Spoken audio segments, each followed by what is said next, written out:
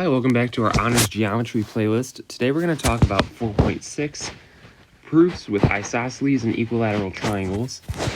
So in this video, just a quick reminder, equilateral triangles have 3 congruent sides, isosceles triangles have our class set exactly 2, though you'll see some textbooks that have the proof, or the theorem rather, that it could be at least 2 congruent sides, just depending on what textbook you're using.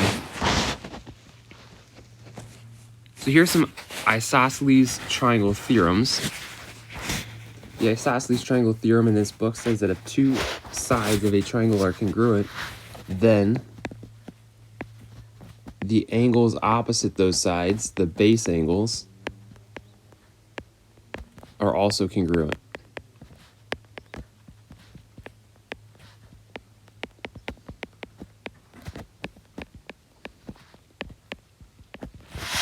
So for example, if I've got a triangle here with 2 congruent sides, then let me duplicate this. Then those base angles are also going to be congruent. And the converse also holds that if 2 angles are congruent, so if I have the 2 angles,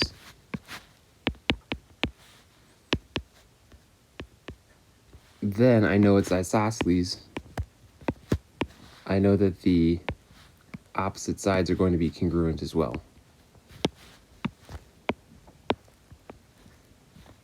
So if I've got 2 angles, then I have 2 sides. So then the sides opposite those angles are congruent.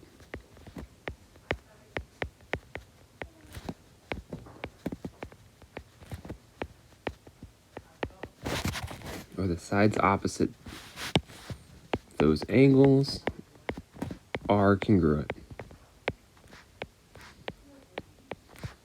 Okay. So here are a few examples. I wanted us to use that idea that it's the opposite sides and opposite angles in isosceles triangles to identify what angles and sides are congruent in these pictures. So in this first one, you'll often see me draw arrows from the angles to the opposite sides. You are, of course, welcome to do that as well.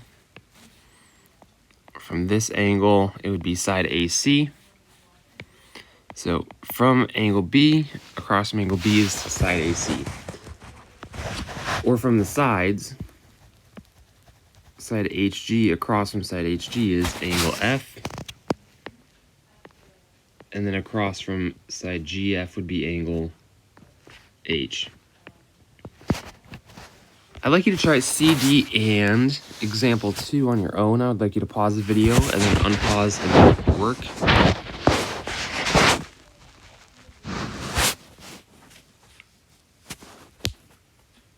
Alright, so on C, it should have been WZ and ZX on angle, or on letter D rather, it should have been angle S and angle V.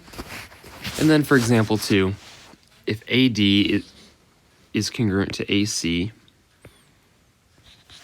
so this is my big triangle, and these 2 sides are congruent, then where are my base angles? Well, the base angles would be at C and D. Right, because if these 2 sides are congruent, then across from those sides would be angle C and angle D.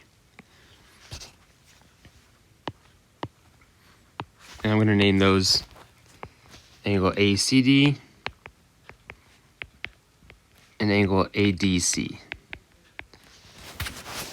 In EBA, this is in a smaller triangle, if EBA is congruent to EAB, then what are my congruent sides? So here, what sides are across from those 2 angles? That would be AE and BE.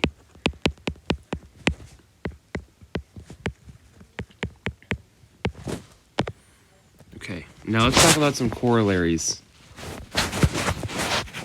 to our knowledge about equilateral triangles. If a triangle is equilateral, then it is also equiangular. right? Because if we know that in an isosceles triangle, if those two sides are congruent, then the base angles are congruent. But what if I threw in another side? Well, then that third angle would also have to be congruent. Think of it like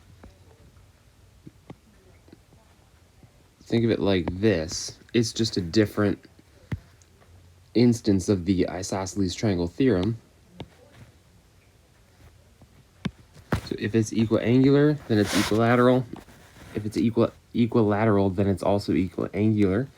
And all those angles would be 60. So to find a missing angle measure in an isosceles or equilateral triangle, what we're going to do is we're going to try to identify first what angles are congruent. So here are my sides, which means the base angles must be there. Those are congruent. Or in B, here are my sides. So here are my angles. Then what I need to do here is I need to figure out if that's 75, what is the congruent measure to 75?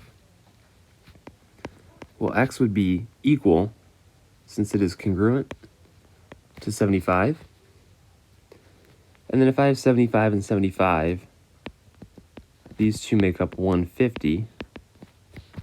So what would be that top angle? I could do 180 minus 150 to get 30. And in problem B, I've got 60 degrees. This is congruent to 60, so that's also going to be 60. And these two make up 120. I need to know what's left over for that third angle, which would also be 60. So that is going to be equilateral. I'd like you to try CD and example 4 if you've got time. I'd like you to pause the video, try it, and then unpause to check your work. And again, first identify those congruent angles. So on C, here are my sides, which means that here are my angles. Here are my sides, which means that here are my angles. These sides are across from my congruent angles. Here are the sides, which means here are the angles. On C, I know that's got to be 54.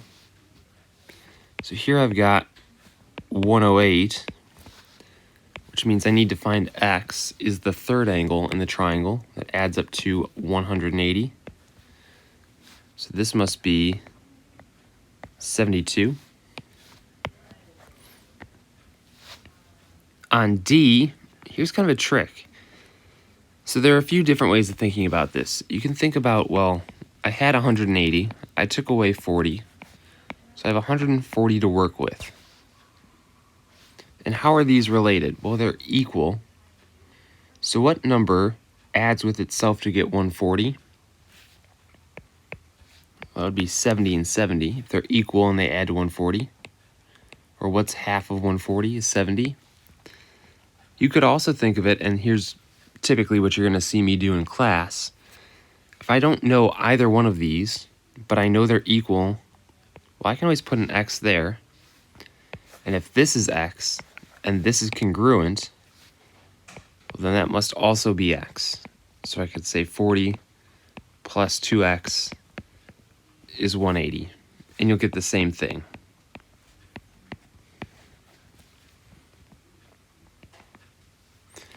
Now on A, I know these are congruent because they are opposite those angles. So I'll just set up my equation. 2x plus 4 equals 3x minus 10, and x would be 14. And the last one here, this one's really confusing, I understand that. So this is 90, up in the top. I've got congruent parts.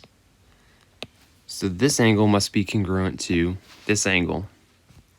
Typically the way that I would show it in class is that if this is 2x plus 3, and this is the same angle as 2x plus 3, Well, then what is this?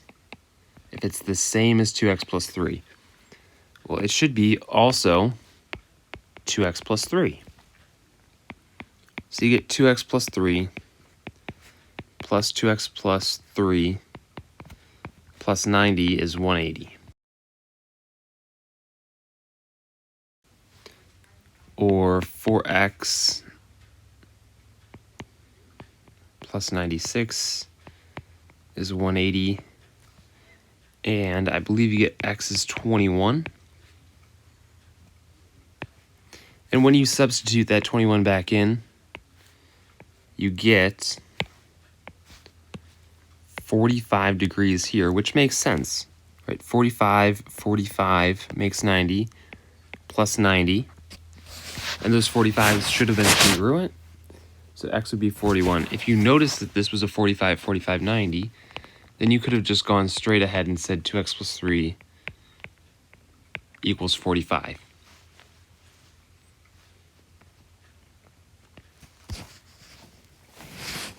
All right, so that's the first part of the notes. Check out the proofs part of the notes in our next video.